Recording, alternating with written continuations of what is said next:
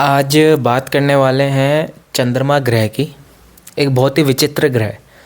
इस ग्रह की इतनी अच्छी खूबी है, मैं ये मानता हूँ कि पल में आदमी का क्या मूड होता है और पल में आदमी का क्या मूड होता है, यानी जो मूड स्विंग्स इतनी जल्दी जो ग्रह करता है, वो चंद्रमा की जो ताकत है वो अनबिलीवेबल है। यानी इतना फास्ट मूविंग प्लैनेट जो इतनी क्षमता रखता है कि आपका मूड पल में ख़राब करता है और पल में खुशहाली में बदल देता है।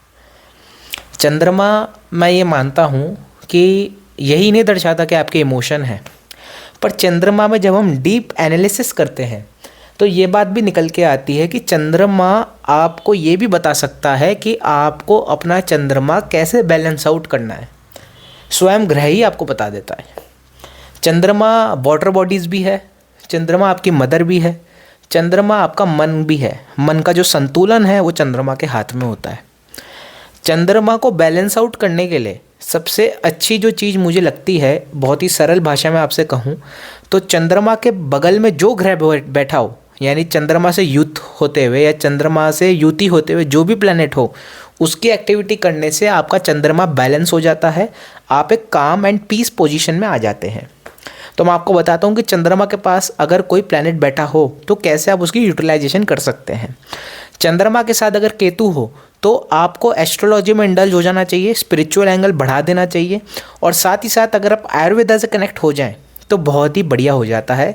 बेसिकली आप अगर डाउन टू अर्थ रहें, नेचर से जुड़े रहें, नेचरिंग में ट्रैवलिंग करें, अपने ट्रैवलिंग में नेचरिंग स्पॉट डाल दें, जो स्पॉट्स जो नेचर को दर्शाते हों, आप बहुत ही अच्छा सुकून पाएंगे। साथ ही साथ आप अगर ट्रैकिंग पे जाएं, माउंटेन्स क्लाइंब करें, फिज़िकल एक्टिविटी करें तो बहुत बढ़िया रहेगा। ठीक है। चंद्रमा जब जुपिटर के साथ हो तो आपको हमेशा अपनी नॉलेज को शेयर करते रहना चाहिए। स्पेशली आप अगर अपने टीचर की ब्लेसिंग लेंगे और साथ ही साथ अगर आप ट्रैवलिंग करेंगे अपने टीचर्स के साथ, अपने गुरुओं के साथ, तो आपका चंद्रमा बैलेंस आउट होगा। साथ ही साथ मैं आपको इससे एक सीक्रेट और बता देता हूँ कि चंद्रमा आप देखेंगे ट्रैवलिंग को दर्शा रहा है। Jupiter according to vastu, Jupiter आपको नॉर्थ ईस्ट की डायरेक्शन बताता है। अगर आप ट्रैवलिंग करेंगे नॉर्थ ईस्ट की डायरेक्शन में तो जुपिटर आपका परफेक्टली बैलेंस आउट हो जाएगा, साथ ही साथ आपका चंद्रमा भी बैलेंस आउट हो जाएगा। आप इसको इस तरह भी कनेक्ट कर सकते हैं। जैसे मैंने आपको पहले बताया कि चंद्रमा केतु की युति है, तो केतु की भी जो डायरेक्शन है वो नॉर्थ ईस्ट ही होती है। तो आप अगेन ट्रैवलिंग करेंगे नॉर्थ ईस्ट में तो आपका केतु एंड जुपिटर दोनों बैलेंस आउट हो जाएंगे। चंद्रमा जब मंगल के साथ हो तो फिजिक में जाना है, हैवी बॉडी बिल्डिंग करनी है, जिमिंग करनी है, बॉडी को फिट रखना है, तो आपको आपका चंद्रमा बहुत ही अच्छी स्थिति में आपको फल देगा। साथ ही साथ अगर आप वो एक्टिविटी में आ जाएं जिसमें आपको अपनी बॉडी को फिजिकली इन्वॉल्व करना पड़े तो चंद्रमा बैलेंस आउट हो जाएगा। चंद्रमा जब सूर्य के साथ हो तो आपको वहाँ जाना चाहिए ट्रैवलिंग में जहाँ पे आपको नेचर, अगेन नेचर इसमें आ जाएगा। अगेन जब आपको नेचरिंग स्पॉट्स में जब आप घूमने जाएंगे तो चंद्रमा सूर्य वाला जो कॉम्बिनेशन है आपको अच्छे फल देने लगेगा। इस चंद्रमा में आप ट्रैवलिंग की जगह अपनी मदर को भी इंक्लूड कर सकते हैं। अपनी मदर के साथ आप ट्रैवलिंग कर सकते हैं इन नेचर, तो आपको बहुत अच्छे फल देखने को मिलेंगे इन चंद्रमा एंड सूर्य। चंद्रमा मरकरी, मून एंड मरकरी, तो चंद्रमा के साथ जब मरकरी आ जाएगा तो मरकरी में आपको क्या करना है, सिंपली है कि मरकरी में आपको उस इलाके में ट्रैवलिंग करनी है जहाँ पे ग्रीनरी हो, जहाँ पे ग्रीनरी हो, जहाँ पे एकदम फॉरेस्ट्री एरिया हो, पीस ऑफ माइंड मिलेगा ही मिलेगा। चंद्रमा शुक्र, तो चंद्रमा शुक्र के लिए सबसे अच्छी ये है कि आप नियर वाटर बॉडीज़ अगर ट्रैवलिंग करेंगे या फिर ऐसी जगह ट्रैवलिंग करेंगे जो कि एक फैंसी जगह हो। फॉर एग्जांपल अगर आप फॉरेन जाते हैं, बहुत बढ़िया यूटिलाइजेशन इसका हो जाएगा।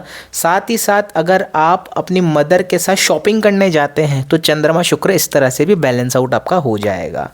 साउथ ईस्ट की डायरेक्शन बताता है वीनस, तो अगर आप ट्रैवलिंग करते हैं साउथ ईस्ट की डायरेक्शन में तो बहुत बढ़िया रहेगा, आपको वहाँ पे पीस ऑफ माइंड या फिर शांति मिलेगी।